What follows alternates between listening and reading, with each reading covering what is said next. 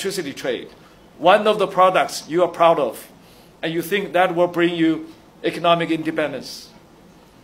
And the first months of this year, fiscal year, do you know how many cereals you imported from India? In 1 month, not in 1 year. You imported 7 billion Nepalese rupees of cereals from India. So multiply by 12. So each year you will import 10 billion, not 10 billion, 100 billion Nepalese rupees of agricultural products from India. So I will say that Nepalese government, I was suggesting that put a priority on agricultural sector. That is very important. Also, you don't have a very strong industrial basis. Your manufacturing sector has been shrinking from 14% of GDP now to below 10%. Now we can see that every industrial products you're importing from India, China, from around the world. You're not producing anything. So one of the issues, when I met with Nepalese politicians, leaders, and friends, they're saying that we have a huge deficit in the trade with China. We say that we welcome Nepal to exporting products to China. But the problem is that you are not producing any, not any agricultural products, not any industrial products. So what I'm doing here is I'm working with the Nepalese government, with the Right Honorable Speaker, to improve the capacity of Nepal to produce quality agricultural products and quality industrial products. So 2 months ago, we successfully exported the first batch of haylage to China. It has a potential, that single agricultural products has a potential to exporting $30 million per year to China. So that is the only single products. So there are huge, huge potentials, my Nepalese friends. Your agricultural sector has huge potentials that need to be unleashed. So one of the important lessons I draw from Dr. Karyang Raka is that you have to make the right policies at the right time. So when China was established, New China was established in 1949, we have very limited resources.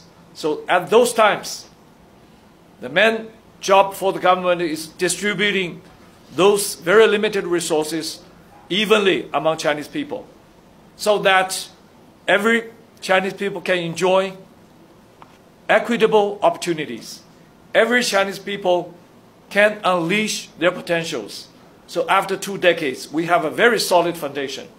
And then we embrace the globalization age. So we open up with that very solid foundation. So China's economy can enjoy 30 years of average more than 10% of growth. So that is the right time to take the right policies. India is also taking that policies, but it's not at the right time. So when India opens its doors, it does not bring economic growth to India. So right now, what is the future of China? What is the policy right now for China? Now we enter into a new era of economic development, which is upgrading our industries. We want to lift China out of the middle income trap, which means China has to embrace the world more, not close the door. Even though the US want to disengage with China, but we want to embrace the world more, including Nepal. So that's why our president proposed the BRI initiatives. It's not a geopolitical tool, as Dr. Karyang rightly put it. It's a gift for the developing countries.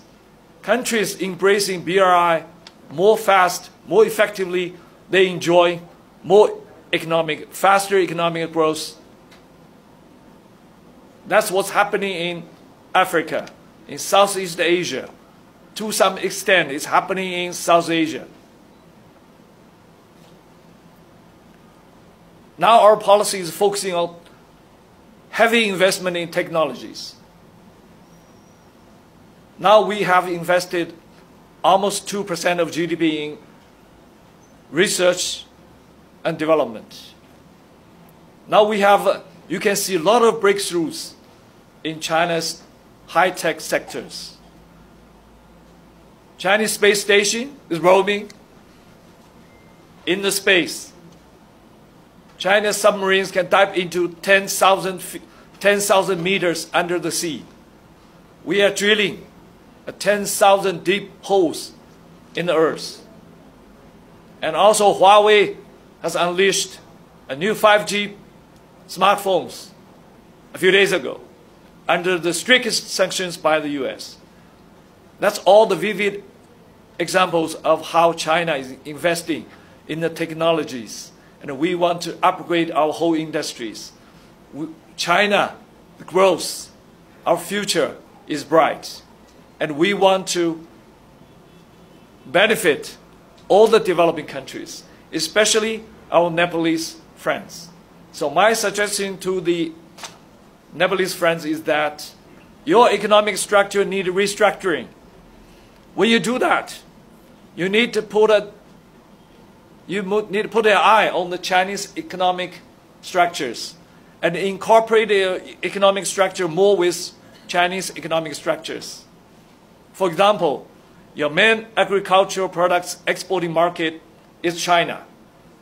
So when you produce your agricultural products, you have to take more consideration, take more of China's domestic agricultural standards into consideration when you're formulating your policies. Then you can exporting to China more easily. In doing that, I think the benefit of China's economic growth will be best felt in Nepal. And I'm here to working towards that objectives. So that is a few thoughts I have after I hear what Dr. Kalyan Roca has presented with us.